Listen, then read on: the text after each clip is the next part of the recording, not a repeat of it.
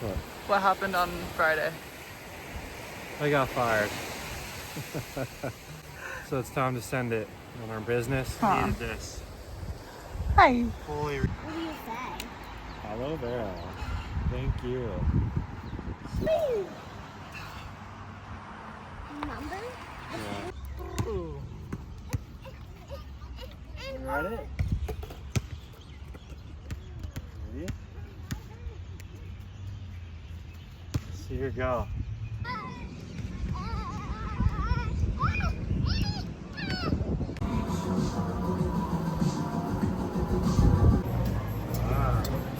Thank you.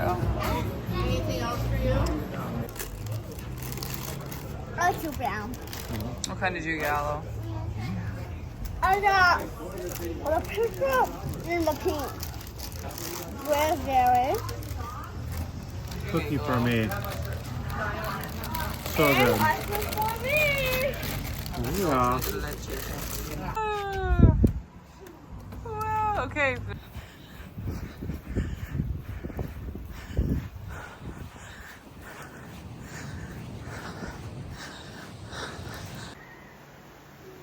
Oh, I want bacon. Get it? And I want to take cheese.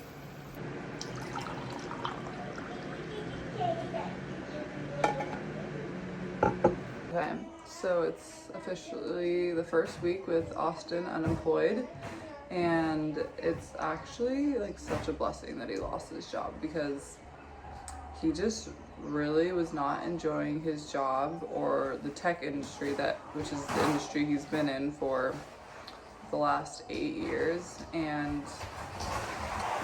he kind of was just like hoping he would get fired for a long time, and they didn't have work for him, so they fired him last week. And so at this point he's like not planning on looking for another job. We're kind of just gonna focus on growing our Glow Foods business and following any other kind of avenues. Like I don't know, we're just really trying to figure out what are we meant to do in the world, you know, what do we want to do, you know, how do we want to raise our family, you know, all those things. So this week I feel like we're really just trying to get into like a routine, find like a good flow to where we are like enjoying ourselves, but also getting the things we need to done, being present with our kids, just all of it. So I slept until 8 this morning, so Glow was just up a lot early this morning, so I decided to sleep in, and it was great because Austin wasn't like trying to start work at 8 o'clock, so I could sleep in. Anyway, I don't like sleeping in. I feel like I'm like wasting my day when I sleep in. But anyway, that's beside the point. Yeah, so I kind of just got up, but yeah, we're feeling really good about Austin not being employed at the moment. So we're also 3 days in, so or whatever, a few days in. So he obviously also, even before more. Okay. Even before he was let go, he's been doing a lot for Glow Foods. So he's been like doing a lot of work lately, and so now he can really just focus on Glow Foods. And then there's things that like he does for the business, and then there's things that I do for the business. And so like we still have work we need to be doing almost every day. But yeah, so anyway, I think I'm gonna take the girls on a hike and just move our bodies and get outside, and then see what the rest of the day brings us.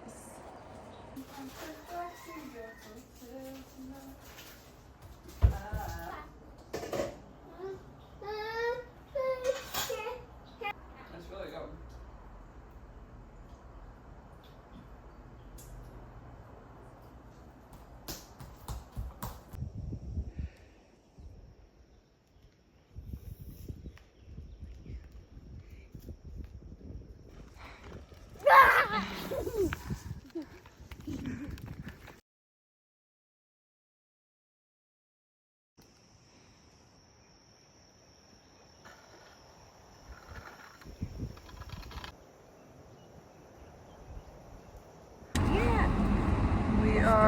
headed to a couple local coffee shops to try and sling some marshmallows. And then we're also shipping out a sample to a health food store on Kauai. So they wanted a sample, so we're gonna go ship that out.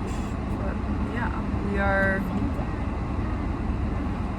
I don't know. A lot of things are kind of going on right now. Yeah.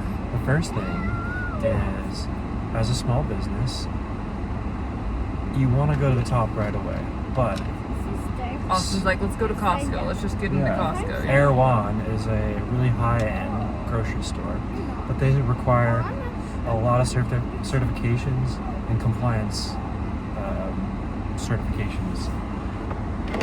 They just require a lot. The bigger stores just require a lot more of you as a brand, whether it's like certifications. What else?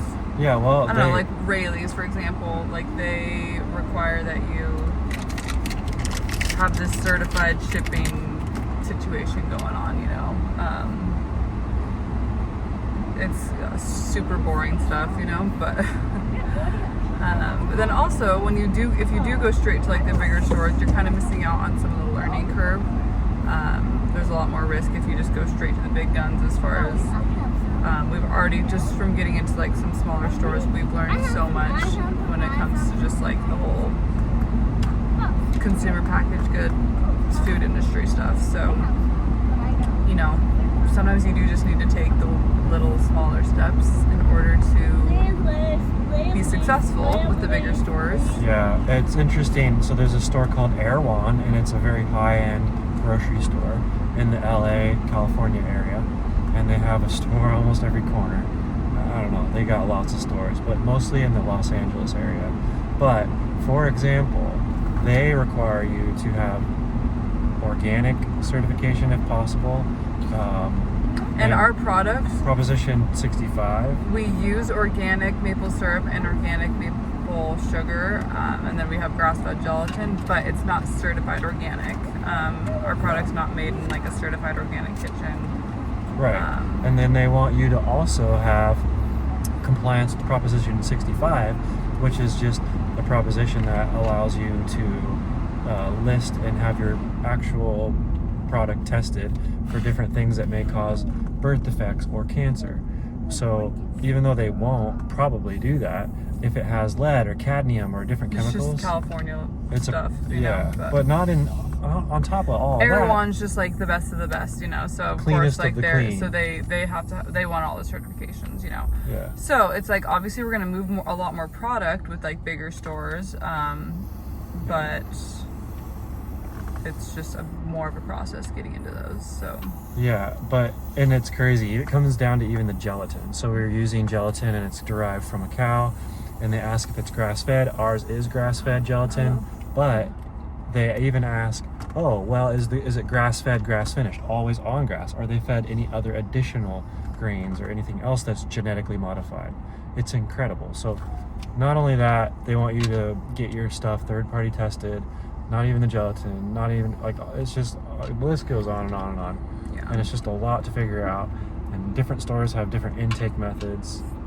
And Yeah, it's like just you call a holy store and then they're cow. like, oh, well, you got to email this person. Then you email this person and then you don't hear anything back. And so then you call a store again. Oh, you just got to email them. It's just like, Right. it's And like just invoicing, for example, we got into Redmond Farm and they wanted, they paid through Fair, but Fair takes a big percentage, 15% in addition to $10 for the first sale.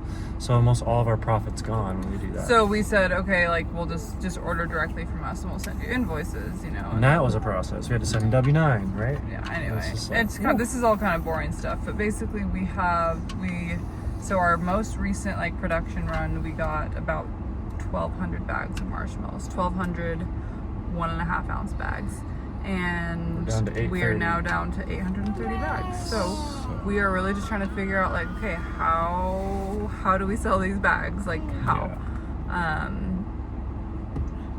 Oh, and then we also are responding to an email for an advent calendar, and it's featuring the different states of the United States, and they selected us to be in the Hawaii one for some reason, but Because we're like a based company. a Hawaii based Yeah, company. and we sent them our product, and they loved it. No surprise. Ours is the best tasting, but also good for you. And they asked for a price point that basically makes us. I don't even break even. They want to buy 1,000 bags, which is like amazing, 1,000 bags. But the price they can pay is basically just like we just basically break even. You know, we're not making any money. Yeah. Because it costs us to have them made, packaged, packaging costs, and the shipping costs. Yeah. Plus the ingredients. So it's like one of those things where like, okay, like we're also getting our name out there, you know. So even though we're not making any money, we're like getting our name out there, you know. So it's we're just trying like to make kind of just figuring out like, you know, Yeah. where's our energy best spent. Make a decision. All right, is this worth it? And I don't even know. I've never heard of them before. It's super small kind, but they do sell out. So anyway, that's just a couple things going on in this world. But yeah, we're really just trying to figure out the best way to sell this product. So, and it's. Man. I think we've kind of figured out that like our best, I guess, platform for selling this product is going to be like health food stores. No, Fair has been our best. It's like a wholesale website. So Yeah, I think we need to lean. Yeah, we fair, need to lean into but that. it's health food stores that are buying it. Yeah. It's mostly health food stores on Fair that are buying it. Copa Farm. There's some like farm stores too. Fair is a wholesale website where stores or brands, whatever, can buy products or ingredients wholesale. And so we have like our products on there, so people can buy cases of marshmallows. So like a case of 20 bags of marshmallows. But on Fair, we're getting and that's where we've got boutique we just get stores. like random stores ordering, which is great. But we can't. So it's kind of just like if people find us, then they buy. But we kind of want to be a little more like assertive and proactive and find the health food stores and reach out to them, that kind of thing. But it's really cool. Laird Hamilton is a big wave surfer, and Kate posted a little afternoon pick me up. And look at that. He posted our product on his story. And it's funny, just because someone with 350,000, 600,000 followers posts your product on their story does not equal sales. We haven't got one sale from this. I got one follow. We even so it doesn't even do anything. Well, but it's you just got to keep trying. This one influencer who I love, we sent her some marshmallows, and she was like super sweet. She posted it on her story, which was like amazing, like so sweet of her. Anyway, she has like a couple 100,000 followers, and we got 2 sales from her posting on her story. Which I don't really know what I expected, but it's like okay, like that's maybe, I don't know. I don't know if it's like because people don't buy food online. I don't know if it's just not the right influencer, that kind of stuff, but yeah, we're figuring it all out, guys, and especially like it's a lot to figure out. It is a lot to figure out, but now we're gonna go send a product to Hanalei, and it's a marketplace, and I called them yesterday, and they carry Mojave mallows, which is kind of our competitor. They're cane sugar. They're certified organic, and they're sweetened with cane sugar. Yeah. So it's refined sugar, and I don't know if they're grass-fed gelatin or not, but it's hard. Sure it's really they're killing it. They're crushing it. They're in 2 million in sales a year is what they said. They're in stores all over the U.S. and it's hard not to feel like, oh, we're too late, or like, oh, they're doing it so we can't, you know.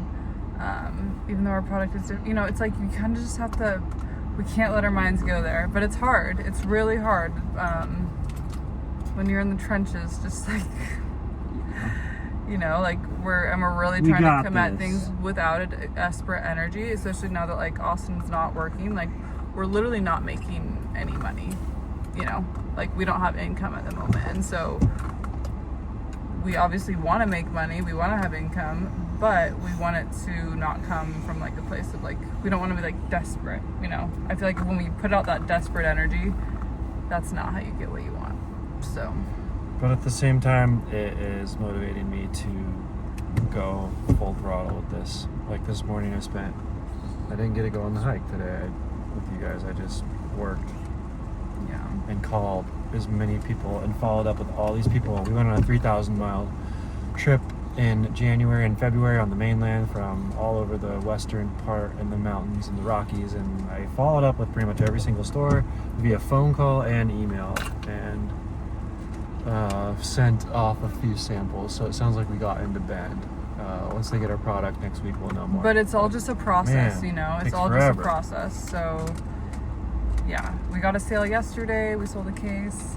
I got a reorder from a store, and like, so the repeat customers are like, I feel like that's like really super reassuring to us, because like that's really what we want, is we want the repeat customers. And studies show that people who purchase ice creams or treats or support small businesses, especially in the confectionery area, are typically hotter on average than other people. So support your local small businesses. And it literally, breaking news, researchers confirm people who buy little treats from cute small businesses are in fact hotter and Wait, more interesting. I need to post that on our story. And more interesting. So support local, support us, support your local area, and find that farmer that picked that fresh corn at 5 o'clock and eat that, and it's going to be better for you. You're going to feel better. You're going to feel more connected, not only to the Aina, the land as they call it in Hawaii, but you're going to also feel more connected to your community. It's also hard though, because while we are like a local, like obviously we live in Hawaii, we're like local to the area, it's not really a local product, because it's made in California. It's not like locally sourced ingredients, anything like that, you know. So while we are local, like if you've been to Hawaii, you probably know that like most of like the shops here, like especially like places that cater to tourists, it's like local honey, like locally made this and that, whatever it is, you know, like it's like a lot of local ingredients or physically locally made, you know. And so we're just like, we're a local company, like that's where our LLC is Hawaii, but We live here, but our ingredients aren't from here. So that's why we're thinking of like more of coconut lilikoi, coconut mango, like some of these different funky flavors of marshmallows, which I don't know if that's a good way to do it either. So it's just anyway, trying to figure it all out, right? that's where we're at right now.